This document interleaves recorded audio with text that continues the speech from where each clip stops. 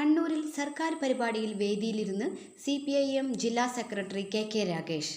മുഖ്യമന്ത്രി പിണറായി വിജയൻ പങ്കെടുത്ത Kannur Muzhappilangad Dharmadam beach tourism പദ്ധതിയുടെ ഉദ്ഘാടന ചടങ്ങിലാണ് KK രാഗേഷ് വേദിയിൽ ഇരുന്നത്. നോട്ടീസിൽ KK രാഗേഷിന്റെ പേരുണ്ടായിരുന്നില്ല. വേദിയിൽ ഇരുന്നത് മഹാ അപരാധമല്ലെന്ന് KK രാഗേഷ് പ്രതികരിച്ചു. മുഖ്യമന്ത്രി പങ്കെടുക്കുന്ന പരിപാടികളിൽ ക്ഷണം ഇല്ലെങ്കിലും മുൻ MP മാർ പങ്കെടുക്കാറുണ്ടെന്ന് KK രാഗേഷ് പറയുന്നു. പരിപാടിയിൽ പങ്കെടുത്തത് മുൻ ജനപ്രതിനിധി എന്ന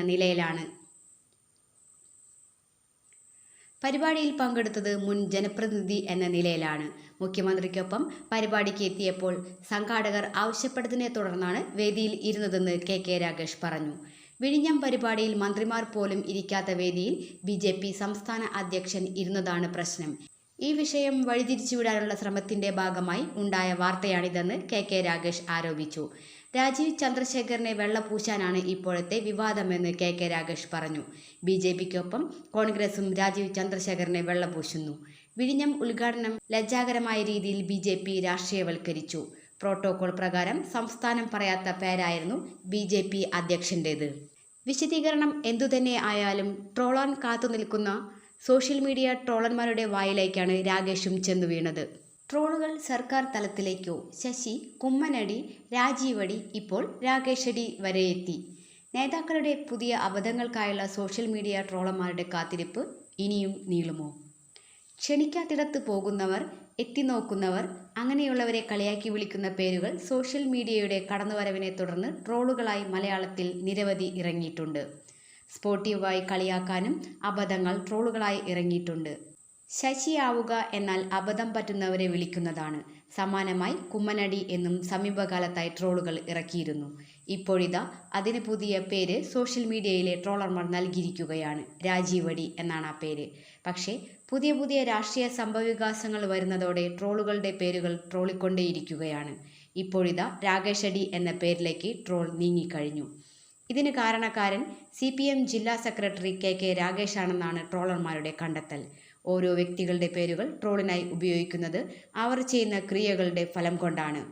മുഖ്യമന്ത്രിയുടെ പൊളിറ്റിക്കൽ സെക്രട്ടറി P ശശിയും CPM നേതാവ് PK ശശിയുമൊക്കെ നിരവധി വിവാദങ്ങളിൽ പെട്ടിട്ടുണ്ട്.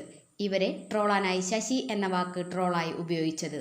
കൊച്ചി മെട്രോയുടെ ഉദ്ഘാടനത്തിന് പ്രധാനമന്ത്രി വന്നപ്പോൾ അന്നത്തെ BJP സംസ്ഥാന പ്രസിഡന്റ് കുമ്മനം രാജശേഖരൻ മെട്രോയ്ക്കുള്ളിൽ ഇരുന്നതാണ് കുമ്മനടി എന്ന ട്രോളിലേക്ക് നയിച്ചത്. വിഴിഞ്ഞം പോർട്ടിന്റെ ഉദ്ഘാടനത്തിന് BJP സംസ്ഥാന അധ്യക്ഷൻ രാജീവ് ചന്ദ്രശേഖർ മണിക്കൂറുകൾക്ക് മുമ്പ് വേദിയിൽ കയറിയിരുന്നതും മുദ്രാവാക്യം വിളിച്ചതുമെല്ലാം വലിയ വിവാദമായിരുന്നു. ഇതിനു പിന്നാലെയാണ് രാജീവടി എന്ന ട്രോൾ ഇറങ്ങിയത്. കണ്ണൂരിലെ സർക്കാർ പരിപാടിയിൽ CPM കണ്ണൂർ ജില്ലാ സെക്രട്ടറി മുഖ്യമന്ത്രിക്കൊപ്പം വേദിയിൽ കയറിയിരുന്നതാണ് ഇപ്പോഴത്തെ വിവാദം.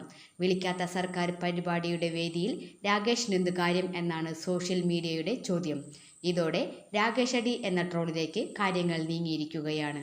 KK രാഗേഷിനെ വിളിച്ചുവരുത്തിയാണ് പണി കൊടുത്തിരിക്കുന്നത്. അതും രാജീവ് ചന്ദ്രശേഖരെ നരേന്ദ്രമോദി വിളിച്ചുവരുത്തി പണി കൊടുത്ത പോലെ. പക്ഷേ അവിടെ ഒരു പ്രത്യേക പ്രോട്ടോകോൾ പ്രകാരമായിരുന്നു വിഴിഞ്ഞം ഉദ്ഘാടനത്തിന് വേദിയിൽ ഇരിക്കേണ്ടവരെ നിശ്ചയിച്ചത്. അതുകൊണ്ട് PA മുഹമ്മദ് റിയാസ് അടക്കമുള്ള മന്ത്രിമാർ താഴെ ഇരിക്കേണ്ടി വന്നതും.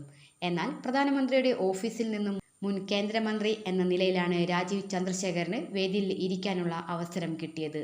എന്തുതന്നെയായാലും ട്രോളർമാർക്ക് എപ്പോഴും പുതിയ ആളുകളും പുതിയ വിഷയങ്ങളും കിട്ടുന്നുണ്ട് എന്നതാണ് കൗതുകം.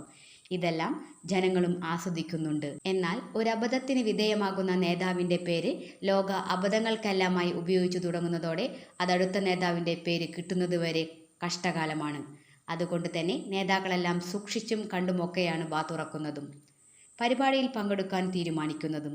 പുതിയൊരു അബദ്ധവും പുതിയൊരാളെയും കിട്ടുന്നതും കാത്തു ഇരിപ്പാണ് ട്രോളർമാരും സോഷ്യൽ മീഡിയയും.